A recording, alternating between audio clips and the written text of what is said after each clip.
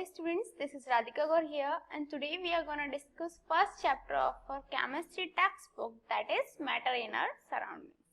This is the session number 3 from this chapter which includes interconversion in states of matter. So अभी हम यहाँ पे क्या study करने वाले हैं?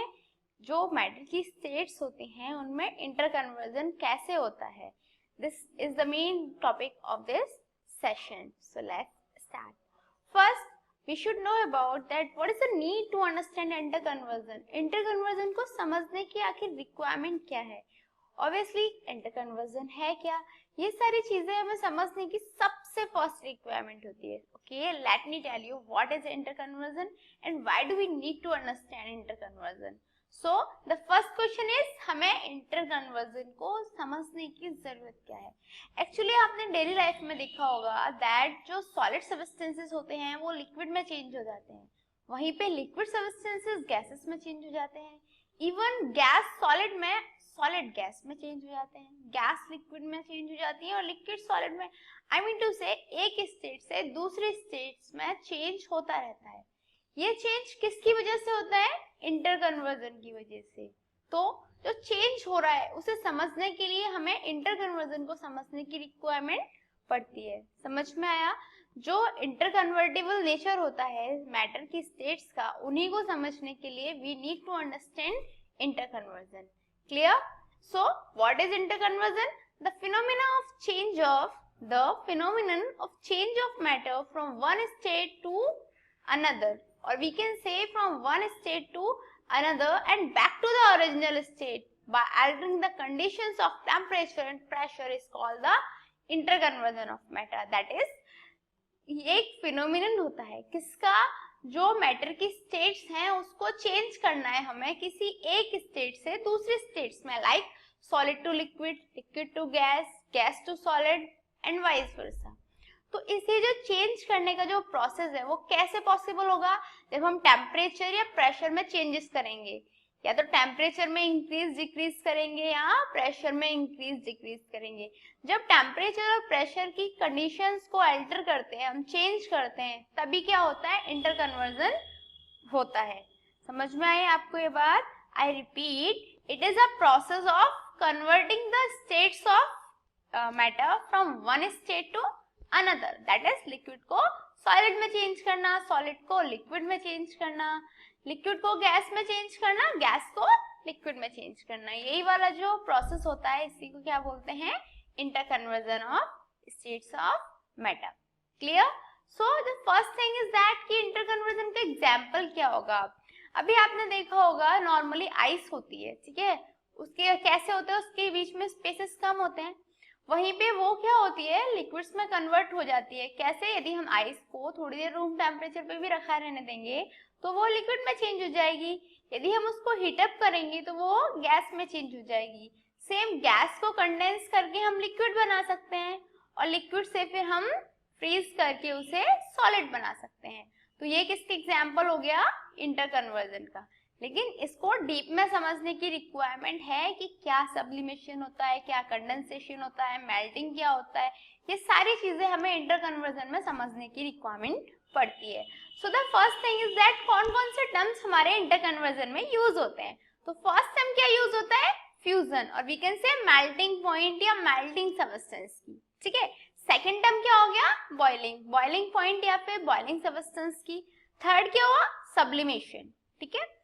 Fourth vaporisation, fifth freezing and freezing point, and sixth one is that condensation. तो ये क्या हो गए? ये कॉमनली टर्म्स हो गए जो हम नॉर्मली यूज करते हैं इंटरकन्वर्जन की स्टडी करते time. So the first point is fusion और मेल्टिंग पॉइंट. तो फ्यूजन क्या होता है? फ्यूजन का मतलब ब्रेक होना. ये वाली बात तो आपने सुनी होगी. इवन जो सोलर आई स्लिप दैट जो न्यूक्लियर पावर प्लांट्स होते हैं वहां पे फ्यूजन और फिजन की रिएक्शंस के थ्रू ही इलेक्ट्रिसिटी प्रोड्यूस होती है. फ्यूजन का मतलब होता है टूटना, या फिर जो चीज सॉलिड है उसको लिक्विड में कन्वर्ट करें तो केमिस्ट्री की लैंग्वेज में उसे फ्यूजन बोलते हैं. ठीक है. और जिस पॉइंट पे सॉलिड स्टार्ट होता है मेल्टिंग, उसे हम मेल्टिंग पॉइंट बोलते हैं. तो फ्यूजन क्या हुआ? The process of condensation of a matter from its solid state to its liquid state at a specific condition of temperature and pressure is called fusion. क्या हुआ? फ्यूजन जो मैटर को convert करने का प्रोसेस है, क्या प्रोसेस है कि सॉलिड स्टेट को लिक्विड स्टेट में चेंज करना है। और वो कैसे होगा? जो टेम्परेचर और प्रेशर है उनकी कंडीशंस को जब मेंटेन करके चलेंगे हम। लाइक दैट, एग्जाम्पल के लिए आप ले लो, जो हमारी नॉर्मली आइस है, राइट, उसको वाटर में चेंज करने के लिए क्या करना पड़ता है? आइस को फ्रीज से बाहर निकाल के रखना पड़ेगा पहले रूम टेम्परेचर, दैट इज वहां पे टेम्परेचर उसका हाई हो गया, टेम्परेचर हाई हो गया, ठीक है, तो क्या हो जाएगा? टेम्परेचर बढ़ने के साथ साथ जो मॉलिक्यूलर स्पेस है वो बढ़ता चला जाएगा और सॉलिड स्टेट किस में चेंज हो जाएगी? लिक्विड स्टेट में। तो क्या हो गया प्रोसेस? ये फ्यूजन का प्रोसेस, ठीक है, बात आई समझ में? तो फ्यूजन क्या है? लिक्विड स्टेट में सॉलिड स्टेट का जो कन्वर्जन होता है उसी को क्या बोलते हैं? फ्यूजन बोलते हैं। इसको हम नॉर्मली मेल्टिंग भी बोलते हैं। सो मेल्टिंग पॉइंट क्या होता है? The definite temperature at which a solid starts melting is called melting point. वो डेफिनेट टेम्परेचर जहां पे सॉलिड मेल्ट होना स्टार्ट होता है, समझ रहे हो? जिस पॉइंट पे सॉलिड मेल्ट होना स्टार्ट हो जाएगा उसी पॉइंट को हम क्या बोलेंगे? मेल्टिंग पॉइंट ऑफ सब्सटेंस का। Clear? Higher the melting point of a substance, greater will be the force of attraction between its particle। कैसे पता पड़ेगा किस सब्सटेंस के बीच में फोर्स ऑफ अट्रैक्शन हायर है? जितना ज्यादा उसका मेल्टिंग पॉइंट होगा उतनी ज्यादा फोर्स ऑफ अट्रैक्शन होगी, क्योंकि क्लियर बात है जो फोर्स होती है वो क्या करके रखती है? मैंने आपको सेशन 2 में बताया था कि फोर्स ऑफ अट्रैक्शन पार्टिकल्स को एक दूसरे से बांध के रखती है, राइट? जब फोर्स ऑफ अट्रैक्शन पार्टिकल्स को एक दूसरे से बांध रही है तो मेल्टिंग पॉइंट पे क्या इफेक्ट पड़ेगा? मेल्टिंग पॉइंट उसका बढ़ जाएगा ना, मेल्ट होना लेट होगा। तो यही क्या हुआ? जैसे जैसे फोर्स बढ़ती जाएगी मेल्टिंग पॉइंट उसका उतना ही हायर हो जाएगा। एग्जाम्पल के लिए आप देख सकते हो जो वैक्स होता है उसका पिघलना कैसे पिघलता है? जब हम उसे हीट देते हैं, ठीक है ना, उसी की वजह से तो वो पिघलता है। यही जो क्या है? मेल्टिंग है। नॉर्मली आइस का वाटर में कन्वर्ट होना, ये भी क्या है? मेल्टिंग का एग्जाम्पल है। आइस का वाटर में कन्वर्ट होना किसका एग्जाम्पल हो गया? मेल्टिंग का। क्लियर? अब आता है बॉइलिंग और boiling point. So what is boiling? Melting क्या था? सॉलिड का लिक्विड में चेंज होना। और बॉइलिंग क्या है? जो हमारा लिक्विड स्टेट है उसका वेपर्स में चेंज होना, उसका गैस फॉर्म में चेंज होना। So the process of conversion of a matter from its liquid state to vapours at specific condition of temperature and pressure is called boiling. First चीज जो आपको याद रखनी है वो ये है, हमेशा टेम्परेचर और प्रेशर की स्पेसिफिक कंडीशन होती है। दैट इज हर सब्सटेंस की एक फिक्स कंडीशन होती है जिसपे वो मेल्टिंग स्टार्ट करता है या बॉइलिंग स्टार्ट करता है। क्लियर? तो बॉइलिंग क्या हुआ? लिक्विड स्टेट का वेपर स्टेट में जो कन्वर्जन होता है उसी को क्या बोलते हैं? बॉइलिंग। बॉइलिंग क्या होता है? एक बल्क फिनोमिनन होता है। दो टाइप के फिनोमिनन होते हैं, एक तो होता है सरफेस फिनोमिनन, एक होता है बल्क फिनोमिनन। सरफेस फिनोमिनन जो फ्लोर पे होता है और बल्क फिनोमिनन जो उसके अंदर हल्का सा उसमें जाके होता है। एड्सॉर्ब और एब्जॉर्प्शन की बात आती है, ये आप अपने हायर क्लासेस में पढ़ोगे, ठीक है। थर्ड चीज आती है the temperature at which a liquid starts boiling at atmospheric pressure is called boiling point. तो बॉइलिंग पॉइंट क्या होता है? वो टेम्परेचर जिसपे कोई लिक्विड बॉइलिंग स्टार्ट करता है। मेल्टिंग क्या था? जिसपे सब्सटेंस मेल्ट होना स्टार्ट करता है। तो बॉइलिंग पॉइंट क्या हुआ? जिसपे सब्सटेंस बॉयल होना स्टार्ट करता है। क्लियर? एग्जाम्पल में आप देख सकते हो जब आप पानी को बॉयल करते हो तो वो क्या होता है? वाटर को बॉयल करते टाइम वेपर्स उड़ते हैं ना ऊपर, तो वो किसकी वजह से होते हैं? बॉइलिंग की वजह से। क्लियर? अब आता है थर्ड, सब्लिमेशन। ये सबसे इंपॉर्टेंट है, इसको समझना भी उतना ही जरूरी है। मेल्टिंग, बॉइलिंग ये नॉर्मली फिनोमिनन थे, हम समझ चुके, बट ये वाला जो है इसको थोड़ा अच्छे वे में मतलब क्लियरली डेप्थ में जाके समझने की रिक्वायरमेंट होगी।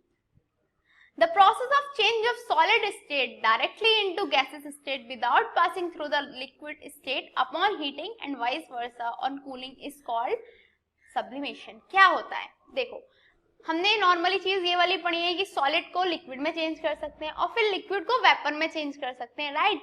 अभी हमें क्या करना है कि सॉलिड को डायरेक्टली वेपर में चेंज करना है, मतलब लिक्विड स्टेट बीच में ना आए और सॉलिड डायरेक्टली गैसेस में चेंज हो जाए। ये वाला जो प्रोसेस होता है इसी को हम क्या बोलते हैं, सब्लिमेशन। क्लियर हुई ये वाली बात? कौन सा प्रोसेस? सॉलिड का गैस में कन्वर्ट होना या गैस का सॉलिड में कन्वर्ट होना, दोनों हो सकते हैं। कैसे? सॉलिड को गैस में कन्वर्ट करने के लिए हमें हीट करना पड़ता है और गैस को सॉलिड में कन्वर्ट करने के लिए हमें कूलिंग करनी पड़ेगी, लेकिन दोनों ही प्रोसेस जब डायरेक्टली होंगे, दैट इज लिक्विड स्टेट को बीच में ना लाए हुए, तो वो क्या होंगे, सब्लिमेशन।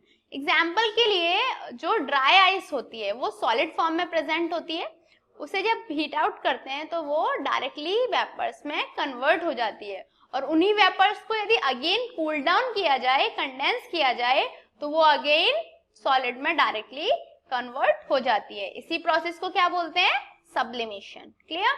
फोर्थ पॉइंट आता है vaporisation. The process of conversion of a matter from its liquid state to gaseous state at specific condition of temperature and pressure is called vaporisation. Vaporisation क्या हुआ, जो हमारा मैटर है, ठीक है, उसको हमें कन्वर्ट करना है लिक्विड से गैस में। क्लियर? लिक्विड स्टेट से गैसेस स्टेट में जो कन्वर्ट करने की जो प्रोसेस होती है उसी को हम क्या बोलते हैं, वेपोराइजेशन। ठीक है, एग्जाम्पल के लिए आप देख सकते हो जो सी वाटर होता है, ठीक है, वो भी क्लाउड्स जब फॉर्म होते हैं तो क्या होता है, वाटर की वेपर्स ऊपर उड़ के जाती हैं। ठीक है, ये सबसे बिगेस्ट एग्जाम्पल है वेपोराइजेशन का और डेली लाइफ एग्जाम्पल के साथ साथ नेचुरल एग्जाम्पल भी है। ठीक है, क्योंकि ये नेचर में ऐसा होता है, तो ये क्या हुआ, वेपोराइजेशन का एग्जाम्पल हो गया। अब आता है फिफ्थ पॉइंट, फ्रीजिंग और freezing point. So the process of conversion of matter from its liquid state to solid state, the process of conversion of, देखो यहाँ पे एग्जाम्पल में आप क्लियरली देख सकते हो, यहाँ पे क्या हो रहा है, फ्रीजिंग है। ठीक है, कैसे आइस फ्रीज कर रही है, बट ये कैसे पॉसिबल हुआ, अगेन हम देखते हैं क्या हुआ, लिक्विड स्टेट का सॉलिड स्टेट में चेंज हो रहा है। और वो कैसे होगा, जब हम टेम्परेचर और प्रेशर की स्पेसिफिक कंडीशंस रखेंगे, दैट इज जितनी रिक्वायर्ड कंडीशंस हैं उतनी हम फुलफिल करेंगे, तो क्या होगा, जो मैटर है वो चेंज हो जाएगा। ठीक है, also the definite temperature at which a liquid changes into solid state, वो टेम्परेचर जहाँ पे लिक्विड सॉलिड स्टेट में चेंज हो जाता है, कैसे होता है, जब हम हीट एनर्जी देते हैं एक एटमॉस्फेरिक प्रेशर की, उसी को क्या बोलते हैं, फ्रीजिंग पॉइंट। क्लियर? यहाँ पे आप फिगर में मैंने बताया अभी आपको, ये किसके एग्जाम्पल है, फ्रीजिंग का, दैट इज आइस यहाँ पे फ्रीज हुई है। ठीक है, अब आता है कंडेंसेशन क्या होता है। So the process of conversion of matter from its gaseous state to liquid state, यहाँ पे क्या हुआ, जो मैटर है वो गैस से लिक्विड में चेंज हो रहा है। कैसे, गैस से लिक्विड में, तो इसे क्या बोलेंगे, कंडेंसेशन। गैसेस फॉर्म से लिक्विड में चेंज होना, इसी को कंडेंसेशन बोलते हैं। एग्जाम्पल के लिए आपने अपनी मम्मा वगैरह को देखा होगा, दैट जब भी वो किचन में कुछ बॉयल कर रही होती हैं, इवन एग्जाम्पल के लिए वाटर बॉयल कर रही होती हैं, वो एक प्लेट रख देती हैं उसके ऊपर। ठीक है ना, उस प्लेट को आप बाद में थोड़ा उठा के देखेंगे तो उस पर कुछ वाटर की ड्रॉपलेट्स आ जाती हैं, राइट, जब वो कूल डाउन हो जाता है विंडो से। जब हमने किसी चीज को बॉयल किया, हमने गैस बंद करी, जो भी हमारे बीकर के या फिर कह सकते हैं बाउल के ऊपर प्लेट रखी हुई थी, हम उसे उठा के देखेंगे तो उस पे क्या होगा, कुछ वाटर की ड्रॉपलेट्स प्रेजेंट रहती हैं। वो जो ड्रॉपलेट्स होती हैं वो किसकी वजह से होती है, कंडेंसेशन की वजह से। कैसे, क्योंकि जब बॉइलिंग होती है तो वेपर्स ऊपर उठती हैं, वहीं पे कूलिंग हो गई। ठीक है, बॉइलिंग के साथ साथ कूलिंग हुई, कूलिंग की वजह से जो वेपर्स हैं वो अगेन किस में कन्वर्ट हो गई, लिक्विड में कन्वर्ट हो गई। तो उसी प्रोसेस को क्या बोलते हैं, कंडेंसेशन। कंडेंसेशन वेपोराइजेशन का रिवर्स प्रोसेस होता है, दैट इज वेपोराइजेशन का मतलब क्या होता था, लिक्विड का वेपर्स में चेंज होना, और कंडेंसेशन का मतलब क्या हुआ, वेपर्स का लिक्विड में चेंज होना। एग्जाम्पल के लिए जितने भी आप गर्म टी वगैरह होगी, आपकी हॉट टी वगैरह, उसको देखोगे, यदि आप मिरर के पास रख देते हो अपना टी का पॉट, तो आप थोड़े टाइम बाद देखोगे कि उसकी जो वेपर्स थी उनकी वजह से जो मिरर है उस पर ड्रॉपलेट्स आ जाती हैं। ठीक है, वो उसी के example. So now it's time for challenging question mark. Naphthalene wall disappear with time without leaving any solid, why? जो नैप्थलीन की वॉल्स होती हैं वो क्या होती हैं, टाइम के साथ साथ डिसअपियर होना शुरू हो जाती हैं बिना किसी सॉलिड को छोड़े नीचे, आई मीन टू से कुछ भी रेसिड्यू नहीं बचता, उसका रीजन क्या होता है? सो ये times start now. 1 2 3 4 5 time's up. So have you answered this in your mind? Let's check out. Actually, due to sublimation की वजह से the naphthalene walls keeps on forming naphthalene vapors. क्या होता है? Sublimation क्या प्रोसेस था? सॉलिड का directly gas form में कन्वर्ट होना, राइट? अब क्या होगा, जो नैप्थलीन वॉल्स हैं वो सब्लिमेबल सब्सटेंसेस होती हैं, उसकी वजह से क्या होता है, जो सॉलिड फॉर्म है उसके डायरेक्टली वेपर्स में चेंज हो जाती है और वो डिसअपियर हो जाती है एयर में, इसी वजह से कोई भी रेसिड्यू नहीं बचता। So what we learn today, we learn interconversion की नीड क्या है समझने की, इंटरकन्वर्जन होता क्या है, क्या होता है इंटरकन्वर्जन? मैटर की जो स्टेट्स हैं उनका एक दूसरे में चेंज होना ही इंटरकन्वर्जन होता है। हमने सब्लिमेशन के बारे में पढ़ा, कंडेंसेशन के बारे में पढ़ा, मेल्टिंग, फ्यूजन, बॉइलिंग एटसेट्रा, हमने एवरी प्रोसेस के बारे में पढ़ा जो इंटरकन्वर्जन में आता है। In next sessions, we are going to discuss about many things like latent heat of fusion, evaporation and many other things related to this chapter. Till then, good luck.